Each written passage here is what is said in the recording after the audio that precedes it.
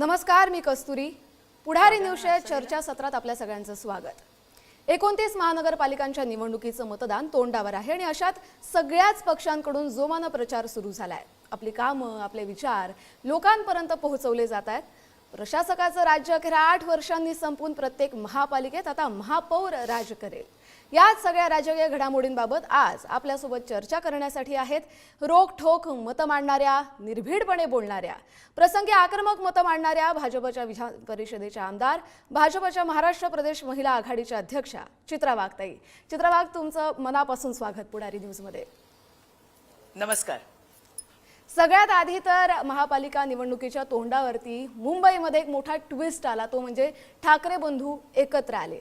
काल ठाकरे बंधूंची सभा देखील पार पडली, त्यांची मुलाखत झालेली आहे आणि पहिली सभा मुंबईतली काल त्यांची झाली आणि यात अर्थात त्यांनी भाजपवरती सडकून टीका केली आहे. मुद्दा त्यांचा महत्त्वाचा होता अदानी ग्रुप संदर्भातला, की त्यांनी असं म्हटलं की अदानी 2014ला त्यांचे प्रकल्प खूप कमी होते अख्ख्या देशभरात, महाराष्ट्राला धरून, पण आता 2025 पर्यंत अदानीने संपूर्ण देश गिळून टाकलाय. त्याचबरोबर त्यांनी अण्णामलाई, कृपाशंकर सिंग जे भाजपचे नेते आहेत, त्यांची मुंबईवरची जी विधानं आहेत, मुंबईला महाराष्ट्रापासून तोडलं जातं असं म्हणत त्यांनी आरोप केलेले आहे. तुमचं काय मत आहे? सगळ्यात पहिल्यांदा तर ज्या वेळेला निवडणुका येतात त्यावेळेला ठाकरेंची स्क्रिप्ट ही तयार असते आणि त्यातलं पहिलं वाक्य असतं ते म्हणजे मुंबई ही महाराष्ट्रापासून तोडणार. मला या संदर्भात पुढारीच्या माध्यमातून महाराष्ट्रातल्या तमाम जनतेला सांगायचंय, या संदर्भामध्ये या आधी सुद्धा भारतीय जनता पार्टीचे आमचे सर्वोच्च नेते, राज्याचे मुख्यमंत्री सन्माननीय देवेंद्रजी फडणवीस यांनी आपली भूमिका स्पष्ट केली आहे. कोण मुंबईला यापासून तोडू शकत नाही महाराष्ट्रापासून, हे त्यांनी 10 वेळा, 100 वेळा, 1000 वेळा स्पष्ट केलेलं आहे. परंतु प्रत्येक वेळेला तेच बोलून त्या ठिकाणी वातावरण गढूळ करायचं काम हे या ठाकरे बंधूंकडनं केलं जातं. दुसरं, तुम्ही म्हणालात की एक ट्विस्ट आलाय आणि त्याच्यामध्ये 2 भाऊ एकत्र आले, त्याने काय फरक पडतोय मला तुम्ही सांगा. त्याने काय फरक पडतोय? त्यांनी एकत्र येणं ही त्यांची अपरिहार्यता आहे, अगतिकता आहे असं मी म्हणेन. कारण आज त्यांच्या समोर भारतीय जनता पार्टी, शिवसेना यांचं एक तगडं आव्हान त्यांना समोर दिसतंय. त्यामुळे त्यांचं एकत्र येणं याच्याने जनसामान्यांना काय फायदा होतोय का, हे जर तुम्ही बघितलं तर त्याचं उत्तर नाही आहे. कारण आज काही पहिल्यांदा नाही, एका भावाकडे 25 वर्ष मुंबई महानगरपालिकेची सत्ता होती. काय केलं मुंबईकरांसाठी सांगा ना. मराठी माणूस म्हणून प्रत्येक वेळेला भावनिक आवाहन केलं गेलं, पण त्या मराठी माणसासाठी काय केलं? आज त्या मराठी माणसाला विचारा, तो का विस्थापित झालाय मुंबईतनं, याची उत्तरं सुद्धा ठाकरेंना द्यावी लागणार आहेत. आणि दुसऱ्याकडे नाशिकची सत्ता दिली होती, काय केलं नाशिकला? त्यानंतर जे नाशिककरांनी त्यांना नाकारलं ते आजतागायत नाकारलेलं आहे. त्यामुळे मला असं वाटतं की हे टोमणे, ही टीका, प्रत्येक भाषणामध्ये येऊन टोमणे मारणे, टीका करणे, याने लोक कंटाळली आहेत. लोकांना टोमणे टीका आवडत नाहीत आणि फक्त भाषणांनीही लोकांचं पोट भरत नाही. लोकांना विकास हवा असतो, लोकांना डेव्हलपमेंट हवी असते आणि आजच्या तारखेमध्ये महाराष्ट्रामध्ये खऱ्या अर्थाने विकास घडवणारा, विकासाचं विजन असणारा एकमेव नेता, त्याचं नाव देवेंद्र फडणवीस आहे. ताई, त्यांनी कालच्या सभेत अजित पवार यांच्यावरती देखील विधान केलं की भाजपनं अजित पवारांबरोबर युती करण्याआधी भरपूर आरोप केले त्यांच्यावरती, बैलगाडी भरून पुरावे आणले, पण ते पुरावे गेले कुठे आता? आणि जर हे आरोप खोटे आहेत तर आता त्यांनी अजित पवार यांची माफी मागावी असं म्हणतात. तर भाजप अजित पवारांची माफी मागणार का, की पुरावे सादर करणार त्यांच्या विरोधातले? नाही, या संदर्भामध्ये आमच्या बावनकुळे साहेबांनी परवाच त्यांची स्टेटमेंट, जे कोणालाही क्लीन चिट दिलेली नाहीये, कुठलेही आरोप मागे घेतलेले नाहीये, त्याची सत्यता आणि त्याच्याबाबतचं जे काही काम आहे ते काम त्या ठिकाणी चालू आहे. त्याचा रिपोर्ट येईल आणि रिपोर्ट आल्यानंतर जे सत्य असेल ते लोकांच्या समोर येईल. बरं, वारंवार जेव्हापासून ठाकरे बंधू एकत्र आले, तर राज ठाकरे, उद्धव ठाकरे असू देत, ते मुंबईकरांना एक इमोशनल कॉलिंग्स देत आहेत, सतत भावनिक साथ घालतात. या मुंबईकर हे भावनिक साथ ऐकतील का? आणि त्याचा कुठेतरी या महापालिकेच्या निवडणुकीमध्ये भाजपला फटका बसेल का? मुंबईतलं हे जे वार आहे ते नक्की कुठल्या बाजूला वाहते, तुम्हाला काय वाटतं? कस्तुरी, मला तुला सांगायचंय की मी आता सध्या ज्या विभागात काम करतेय ती आहे शिवडी विधानसभा. या शिवडी विधानसभेला एकेकाळी ज्या वेळेला दगडू दादा वगैरे आमदार होते त्यावेळेला या विधानसभेला असं म्हणायचे की हा शिवसेनेचा बालेकिल्ला आहे. जो त्या ठिकाणी परळ, लालबाग हा जो कष्टकऱ्यांचा बेल्ट आहे, जो गिरणी कामगारांचा बेल्ट आहे, विचारा ना यांनी काय केलं. मी ज्या ठिकाणी काम करतेय त्या ठिकाणी जिजामाता नगर आहे, त्या ठिकाणी अभ्युदय नगर आहे. आज जिजामाता नगरमध्ये माझं चॅलेंज आहे, कोणी एक दिवस त्या ठिकाणी राहून दाखवावं. कशा पद्धतीमध्ये लोक तिकडे राहत आहेत. अहो 25-30 वर्ष यांच्या तोंडाला पानं पुसली. आता तुमचा विकास होणार आहे, नंतर तुमचा विकास होणार आहे, मग याला द्यायचं का त्याला द्यायचं, असेच सगळे प्रकल्प रखडवले.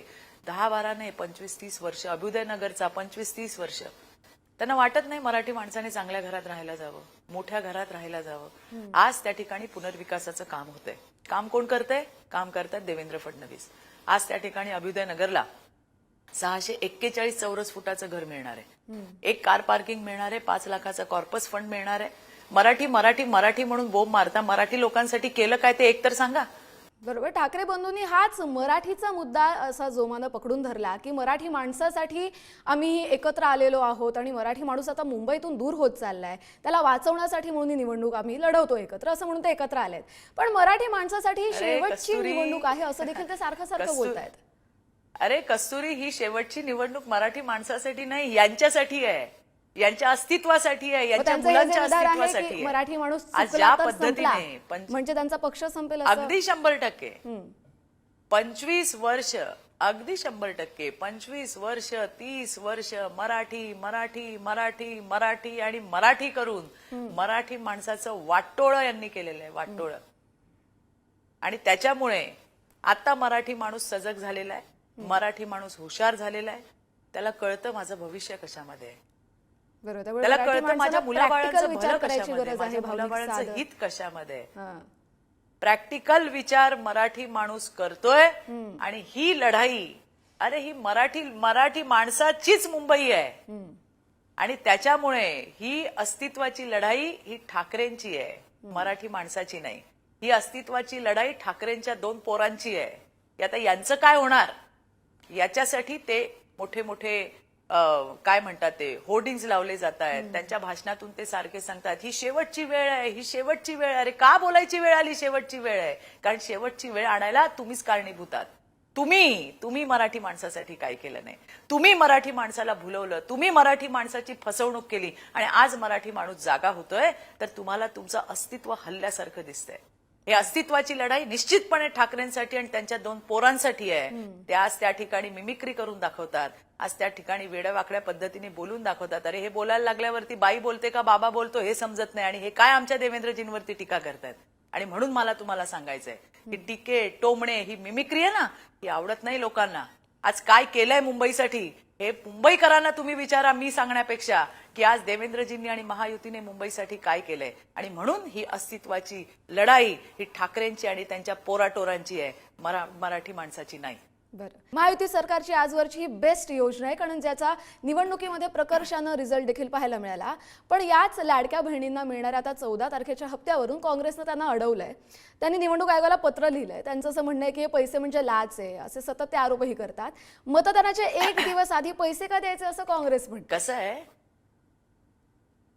कसं आहे कस्तुरी, की त्या ठिकाणी ज्या वेळेला ही लाडकी बहीण योजना आली त्यावेळेला सगळ्यात जास्त पोटात दुखलं ते महाविकास आघाडीच्या. काँग्रेस तर थेट कोर्टामध्ये गेली आणि त्यांनी सांगितलं की ही योजना बंद करा. म्हणजे जेव्हापासनं लाडक्या बहिणीला आधार देण्याचं काम हे देवेंद्रजींच्या माध्यमातून, शिंदे साहेबांच्या माध्यमातून, महायुती सरकारच्या माध्यमातून राज्यामध्ये होत होतं, त्यावेळेला सगळ्यात जास्त त्रास हा काँग्रेस आणि महाविकास आघाडीला होता. यांचा पहिल्यापासून याला विरोध होता.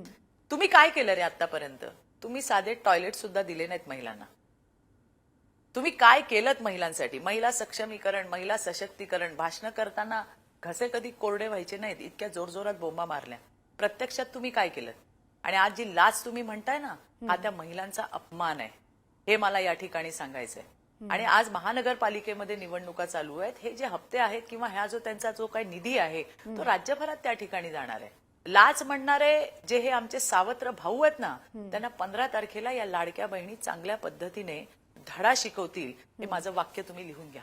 पुण्यामध्ये महायुतीमधलाच घटक पक्ष राष्ट्रवादी काँग्रेस यांनी पुन्हा शरद पवारांबरोबर युती केली आहे. म्हणजे आधी एकत्र होते, नंतर विभाजन झालं त्यांचं आणि आता फक्त पुणे पिंपरी चिंचवड पुरता ते एकत्र आलेत. पण ही जेव्हा युती झाली आहे ना, ती युती झाल्यापासून चित्रताई अजित पवार काहीतरी वेगळ्याच झोनमध्ये गेलेत. ते महायुतीमध्ये आहेत ते विसरलेत का? कारण मित्रपक्ष असलेल्या भाजपवरती ते सतत पातळी सोडून टीका करतायत. बरं, आता निवडणूक संपली की नंतर हातात हात घालून बसतील. मग निवडणुकीपुरता इतकं कठोर का बोलायचं? याचा कार्यकर्त्यांवरती पण परिणाम होत नाही का?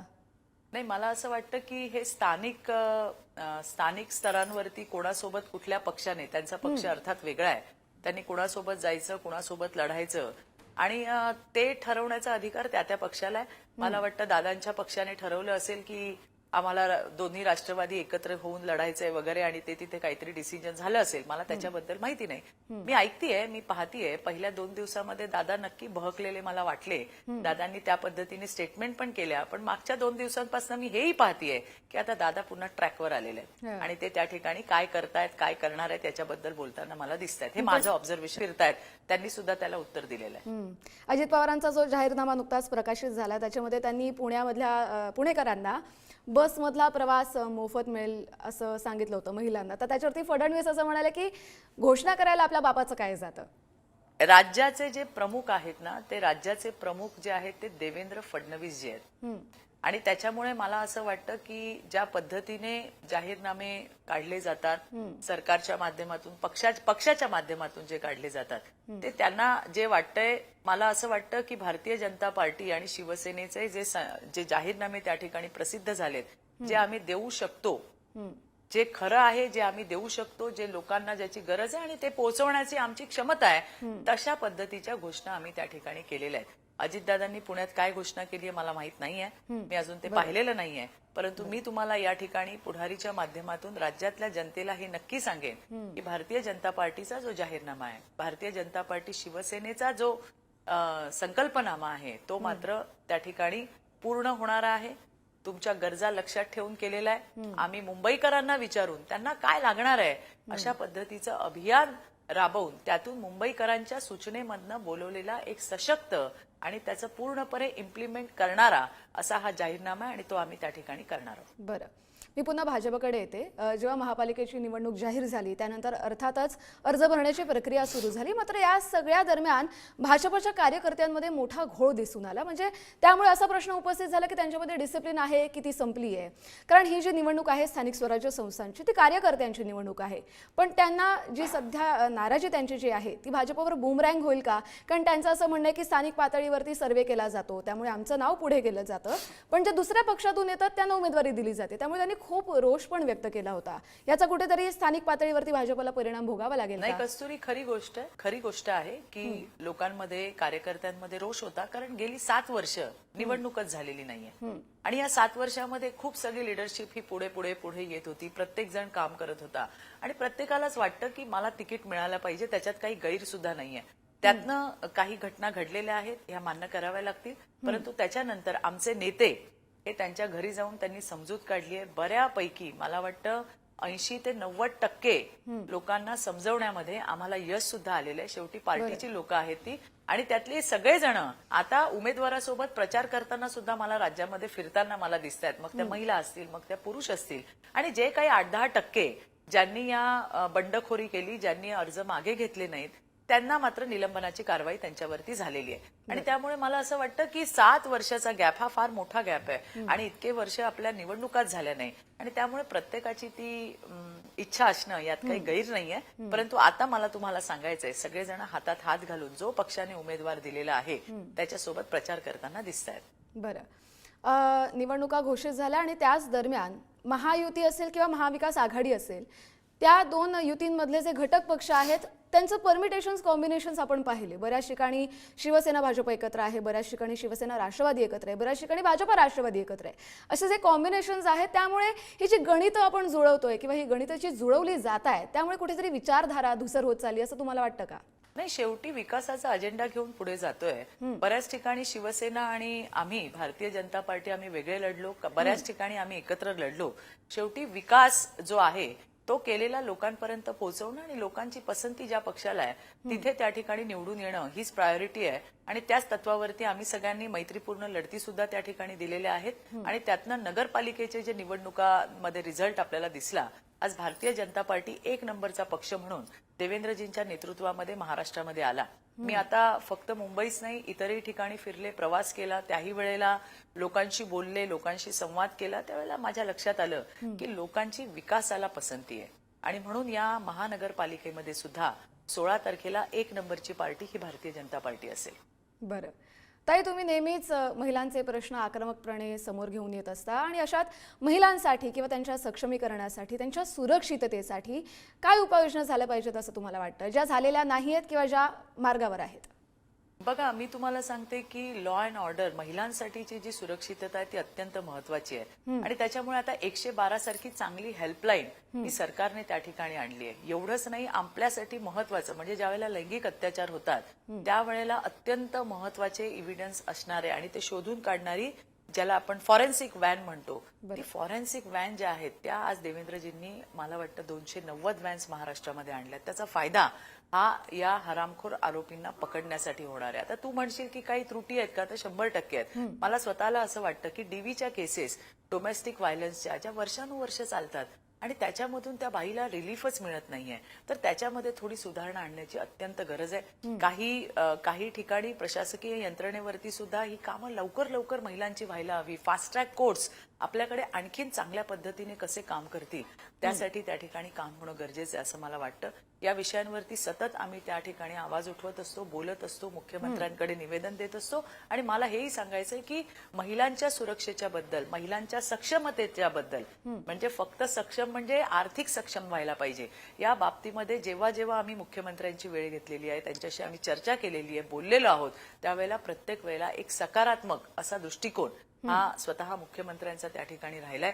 लाडक्या बहिणीसोबतच आता लखपती दिदी त्या बहिणीला बनवायचं काम म्हणजेच आर्थिक सक्षम करायचं काम सुद्धा देवेंद्रजी त्या ठिकाणी करतायत. त्याचबरोबरीने आता क्लस्टरमध्ये की ज्या या लाडक्या बहिणी आहेत त्यांच्यामध्ये क्लस्टर उद्योग आपल्याला काही चालू करता येईल का याच्याबद्दलचा त्यांचा विचार चालू आहे. महिला सेवा सहकारी संस्था आज आम्ही प्रवीण भाऊंच्या माध्यमातून काढल्या आणि त्याच्या संदर्भात सुद्धा आमचे मुख्यमंत्री महोदयांशी चर्चा चालू आहे की यांना आता शासकीय आणि निमशासकीय कामं कशी मिळतील यासाठी सुद्धा प्रयत्न चालले. त्यामुळे फक्त सुरक्षितता नाही तर त्याच्याबरोबर आर्थिक सक्षमता सुद्धा देण्याचं काम आपला लाडका देवाभाऊ राज्यातल्या लाडक्या बहिणींसाठी करतायत. बरं, आता निवडणुका आहेत तो मुद्दा तर आहेच, पण त्याच्याच व्यतिरिक्त मुंबईसह महाराष्ट्रातली कायदा सुव्यवस्था एकूणच बिघडत चालली असं तुम्हाला वाटतं का? कारण गुन्हेगारीची लेवल जी आहे ती कुठच्या कुठे पोहोचलेली आहे. आपण विचारही करू शकत नाही अशा घटना घडतात, महिलांच्या बाबतीत घडत असतात, पुरुषांच्या बाबतीतही घडतात. या सगळ्यावरती कुठेतरी वचक बसला पाहिजे का? नाही, 100% महिलांवरती ज्या पद्धतीने गुन्हे होत आहेत आपण जे पाहिले त्याच्यामध्ये बऱ्यापैकी त्यांची फसवणूक होणं, त्या फसवणुकीतून लैंगिक अत्याचार होणं, लग्नाचं आमिष दाखवणं. तुम्ही जर सगळ्या या केसेस जर बारकाईने बघितल्या तर तुमच्या लक्षात येईल की लग्नाचं आमिष दाखवून आमच्यावरती लैंगिक अत्याचार केला, आमची फसवणूक झाली, याचं सुद्धा प्रमाण फार मोठ्या प्रमाणामध्ये वाढताना आपल्याला दिसतंय. आणि त्याच्यासाठी बऱ्याच केसेसमध्ये तुम्ही बघितलं असेल, पॉक्सो सारख्या केसेस असतील, ज्या पद्धतीचे लहान लहान मुलींवरती अत्याचार होऊन त्यांना मारून टाकण्याची अतिशयच वाईट घटना सुद्धा राज्यामध्ये घडलेल्या आहेत. आणि त्याच्यामध्ये पोलीस यंत्रणा ही सजग झालेली आहे अतिशय अतिशय अतिशय निर्घृणपणे. आणि त्यामुळे काही तासांमध्ये पोलिसांनी आरोपींना पकडलंय. पोलीस आहेत का? 100% आहेत. कायदा आहे का? सरकार आहे का? सगळ्या व्यवस्था त्या ठिकाणी आहेत. परंतु या घटना घडल्यानंतर सगळे ऍक्टिव्हेट होतात. घटना घडू नये म्हणून आपण सुद्धा सगळ्यांनी समाज म्हणून या ठिकाणी पाहिलं पाहिजे, हातात हात घालून काम केलं पाहिजे, अलर्ट राहिलं पाहिजे. ज्या लहान मुलींच्या हत्या झाल्या, त्यांच्यावर अत्याचार झाले, त्याचं जर थोडंसं अवलोकन जर आपण केलं तर माझ्या लक्षात आलं की दुपारच्या वेळेला हे जे विकृत हरामखोर आहेत त्यांनी गावात कोणी नाही, सगळे शेतात गेलेले आहेत आणि फक्त वृद्ध माणसं आणि लहान मुलं त्या ठिकाणी गावात असताना अशा पद्धतीच्या घटना केलेल्या आहेत, अशा पद्धतीची दुष्कृत्य केलेली आहेत. आणि त्यामुळे त्यांना पकडलंय, अर्थात अगदी अर्ध्या तासात 2 तासामध्ये पोलिसांनी अरेस्ट केलेली आहे.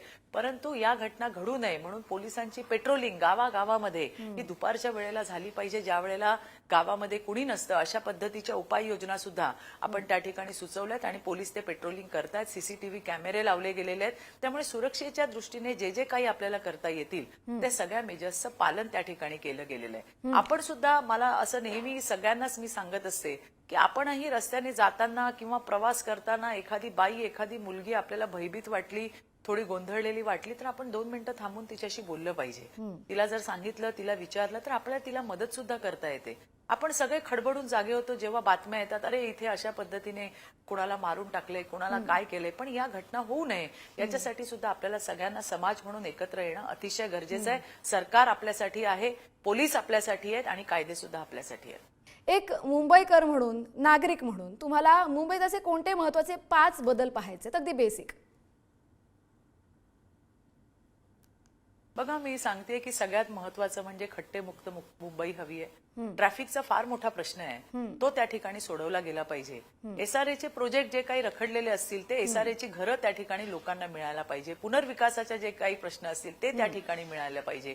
गोळी गावठाण आहेत आपल्याकडे जी गावठाण आहे मुंबईमध्ये, त्यांचा सुद्धा त्या ठिकाणी विकास व्हायला पाहिजे असं मला मनापासून वाटतं. कारण आज तुम्ही बघताय की सगळेजण टोलेजंग इमारती उभ्या राहिल्या आहेत, मोठमोठ्या घरांमध्ये लोक राहायला गेली आहेत. त्यामुळे हे आमचे जे राहणारे लोक आहेत, जे गरीब लोक आहेत, त्यांनाही वाटतं आमचंही स्वतःचं चांगलं घर असावं, आमच्याही परिवाराला चांगलं जीवन आम्हाला देता यावं. आणि मला वाटतं ह्या सगळ्या गोष्टी होणं फार गरजेचं आहे. बरं, हा प्रश्न तुमच्यासाठी आहे.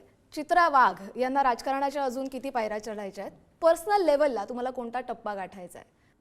नाही, बघा, असं आहे की ज्या वेळेला मी प्रवास चालू केला होता त्यावेळेला मी इथपर्यंत पोहोचेन याचा सुद्धा विचार कधी केला नव्हता. त्यामुळे काम करत जाणं, आणि मी ज्या पक्षामध्ये काम करते, छोट्यातल्या छोट्या कार्यकर्त्यांवरती पार्टीचं लक्ष असतं. कुणाला कधी काय दायित्व द्यावं हे आम्ही कधीही सांगत नाही. मी आमदार होणार आहे हे सुद्धा मला माहित नव्हतं. म्हणून मी तुम्हाला सांगते की काम करत जाणं, आणि आपले जे वरिष्ठ आहेत ते आपल्याला पाहत असतात. ज्या ज्या वेळेला जी जी जबाबदारी देतील ती जबाबदारीने आणि चोख पद्धतीने पार पाडणं हे माझ्यासारख्या कार्यकर्तीचं काम आहे, आणि मी तेच करतेय. बरं, चित्राजी, तुमचा लाडका भाऊ कोण? कारण आता उपमुख्यमंत्री एकनाथ शिंदे जेव्हा मुख्यमंत्री होते तेव्हा ही योजना आली. पण महाराष्ट्राचा त्यानंतर आता- लाडका भाऊ, हां. महाराष्ट्राचा लाडका भाऊ माझाच नाही, या राज्यातल्या करोडो बहिणींचा लाडका भाऊ म्हणजे देवाभाऊ आहे. आज त्या देवाभाऊने या बहिणींसाठी विचार केला. बहिणींना फक्त सशक्त व्हा, सक्षम व्हा असं भाषणामध्ये त्या ठिकाणी बोलले नाहीत, तर आर्थिक सक्षम करायचं काम आमच्या देवाभाऊने केले. त्यामुळे महाराष्ट्रातल्या तमाम बहिणींचा लाडका भाऊ हा आमचा देवाभाऊ आहे. नक्कीच. चित्राजी, थँक्यू. तुम्ही तुमचा वेळ दिला प्रचाराच्या व्यस्त शेड्यूलमधून सुद्धा, आणि आमच्या प्रश्नांना तुम्ही सडेतोड छान उत्तरं दिली मनमोकळेपणानं.